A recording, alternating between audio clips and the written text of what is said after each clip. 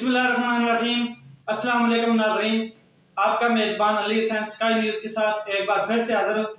अहम तरीन चीज़ें आज आपसे शेयर करूँगा, दो तीन चीज़ें छोटी छोटी। सबसे पहले मैं आपको बता दूँ कि अरशद शरीफ साहब के केस के हवाले से वहाँ पर तहकीकात हुई हैं और जो तहकीकाती कमेटी है वहाँ पर पहुँच गई है नैरोबी में और अपनी तहकीकात कलेक्ट कर रही है, शवाहिद कलेक्ट कर रही है, सवालात जवाबात कर रही है।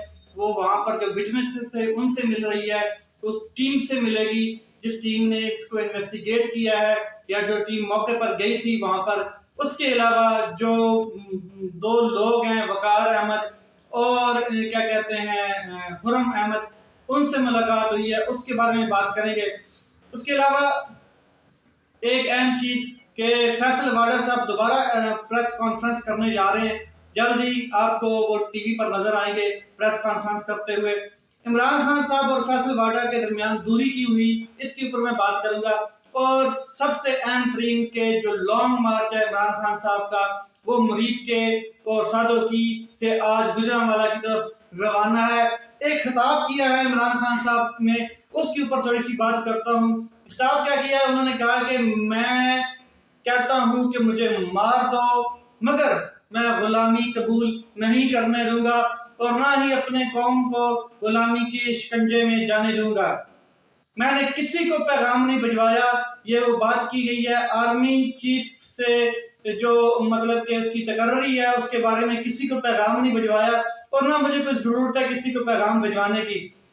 इसके ये उन्होंने बात क्यों की, इसके ऊपर मैं डिटेल में आपसे बात करता हूँ। सबसे पहले मैं आपको बता दूं कि वजीर आजम पाकिस्तान शहबाज शरीफ साहब ने आज मुलाकात की यूट्यूबर से और उनका जो खिताब था यूट्यूबर से, उसके दौरान अगर आपने वो सुना है तो उन्होंने ये बात की कि इमरान खान साहब ने मुझे एक पैगाम भिजवाया है जो मेरे क्या कहते हैं कॉमन फ्रेंड है, जो हम दोनों के दोस्त हैं, उसके जरिए। और उन्होंने कहा है कि हम दो तीन नाम आपको देते हैं, दो तीन नाम आप मुझे दें ताकि हम मिलकर आर्मी चीफ की तकर्री के ऊपर एक डिसीजन ले सकें, एक फैसला करें। मगर हम ऐसा कभी नहीं करेंगे।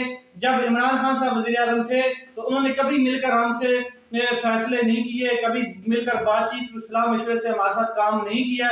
वो अपनी मर्जी करते थे, अपने हिसाब से चलते थे, बल्कि उन्होंने ये कहा कि हमें तो वो सलाम लेना भी हमसे पसंद नहीं करते थे। तो इसीलिए आर्मी चीफ की जो तकर्री है आइन के मुताबिक वो एक वजीर आजम का हक होता है और वो मैं खुद इस्तेमाल करूंगा और आर्मी चीफ की तकर्री हम ही करेंगे और किसी से कोई मशवरा सलाह नहीं होगी। ये उनका बयान था। इसके अलावा और उन्होंने बड़े अपनी तारीफों के पुल बांधे और सऊदी और मुस्लिम ममालिक के जो ताल्लुकात हैं उनके बारे में बात की और यूट्यूबर्स को मुतमिन करते रहे, आपने वो सारा देखा। फिर इमरान खान साहब ने इसके ऊपर जो रद्द अमल इख्तियार किया, जवाब दिया और उन्होंने कहा कि इमरान खान साहब अपनी जदोजहद से 22 साल जदोजहद से अवाम में मकबूल हुआ है और वो किसी ऐसे शख्स को कभी नहीं क्या कहते हैं कहेगा, पैगाम भिजवाएगा कि जो बूट पॉलिशिया हो, जिसने बूट पॉलिश किए हो और अपने इक़्तिदार को बचाने के लिए आया हो या खुद इक़्तिदार में आया हो। ये इमरान खान साहब ने क्या कहा था कि वो कहते हैं कि आप अमरीत की नर्सरी में से निकल कर आए हैं और भुट्टो जो था वो अयूब खान साहब को अपना डैडी कहता था। उनका पूरा खिताब मैं आपके साथ जरा शेयर करता हूँ। पैगाम मैंने किसी को नहीं भिजवाया और ना मैं भिजवाने का मतलब कि मुझे कोई जरूरत है। ये इमरान खान साहब ने कहा था मैं बूट पॉलिश करने वालों से बात नहीं करूंगा, मैं उनसे बात कर रहा हूँ। उनसे की है मैंने ये बात कि जिनसे मिलने के लिए आप गाड़ी की डिग्गी में बंद होकर जाते थे।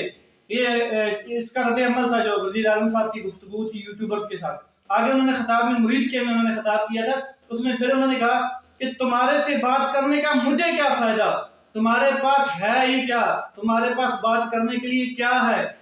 तुम्हारी जिंदगी तो बड़े बड़े बूटों को पॉलिश करने में गुजरी और चमकाने में।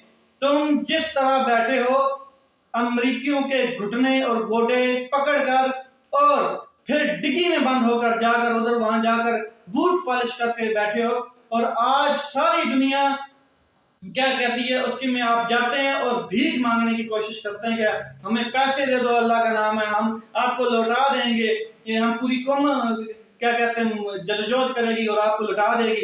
तो एक भिखारी से मुझे क्या मिल सकता है, ये उनका कहना था। और उन्होंने कहा कि फिर پاکستانی قوم اس میں باقی قوموں کی طرح نہیں ہے، اس میں فرق ہے۔ یہ محمد صلی اللہ علیہ وسلم کی امت ہے اور یہ لا الہ الا اللہ کے سامنے جھکتے ہیں، یہ کسی اور کے سامنے نہیں جھکتے۔ اور ماشاءاللہ میری جو قوم ہے وہ دلیر ہے، بہادر ہے۔ میں نے ان سے بات کی ہے جو تم کو اشاروں پر چلاتے ہیں۔ اس کے علاوہ انہوں نے کہا کہ بات میری ایک ہی ہے کہ ملک میں صاف شفاف الیکشن کرواؤ اور کوئی دوسری بات نہیں ہے۔ میں اپنی محنت کے ساتھ اور جدوجہد کے ساتھ اقتدار میں آیا تھا اور میری قوم جانتی ہے مجھے کہ میں نے 22 سال سٹرگل کی، 22 سال سٹرگل کے بعد میں اپنے اقتدار میں آیا۔ آپ کی طرح نہیں آیا جیسے آپ ڈکٹیٹرز کی نرسری میں پل کر آئے۔ انہوں نے آگے اور بھی بہت کچھ کہا ہے، وہ میں ذرا آپ کے ساتھ شیئر کر دوں۔ ڈیڈی کسی کو کہا تھا، اور کس نے کہا تھا کہ عمران خان صاحب کہتے ہیں کہ ذوالفقار علی بھٹو ایوب خان کو اپنا ڈیڈی کہتا تھا اور وہاں سے اس نے سیاست شروع کی۔ اور میں نواز شریف کی طرح جنرل جیلانی کے گھر میں سریا لگاتے لگاتے اور جنرل ضیاء الحق کے گوڑے پکڑ کر وزیر اعلیٰ نہیں بنا۔ میں نے ایسا کچھ نہیں کیا۔ میری عوام میری طاقت ہے اور عوام یہ جانتے ہیں، مجھے 26 سالوں سے جانتے ہیں۔ 1 پوائنٹ ایجنڈا ہے میرا، ارلی الیکشن اور فری اینڈ فیئر الیکشن۔ عوام جو فیصلہ کریں گے ہمیں قبول ہے، امریکیوں کے فیصلے اور غلامی ہمیں قبول نہیں، اور امپورٹڈ حکومت ہمیں بالکل قبول نہیں ہے۔ میں پاکستان میں الیکشن چاہتا ہوں اور الیکشن کے علاوہ قانون کی حکمرانی چاہتا ہوں۔ عوام کے حقوق کی حفاظت کے لیے ہم کوشش میں ہیں اور الیکشن ہونے چاہیے اور حقوق ملنے چاہیے۔ ہم کوئی بھیڑ بکریاں نہیں ہیں اور ہم انسان ہیں۔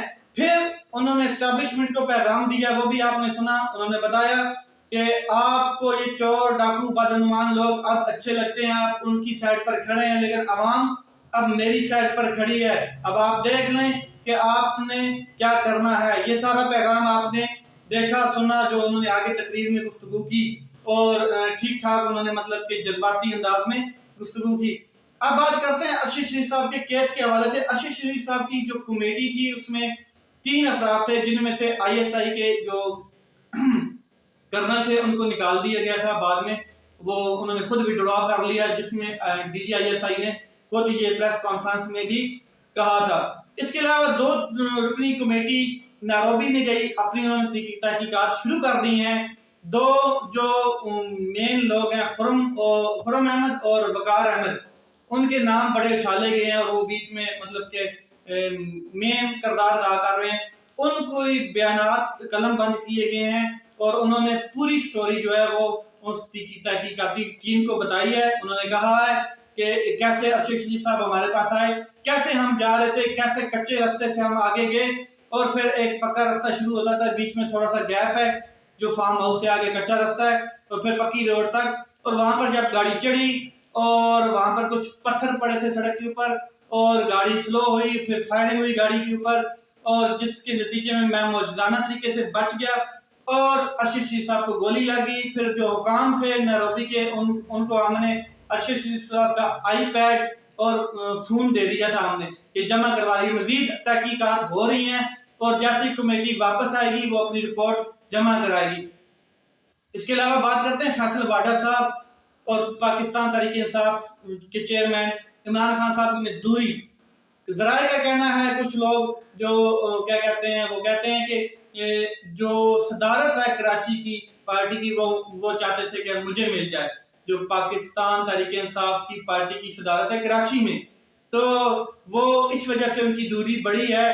اب وہ دوبارہ اپنا آگ اگلا ہوئے پڑے ہیں، اسی لیے انہوں نے وہ بھی پریس کانفرنس کی تھی جو ٹوٹلی عمران خان صاحب کے خلاف تھی اور ان کی امیج کو خراب کرنے کے مترادف تھی۔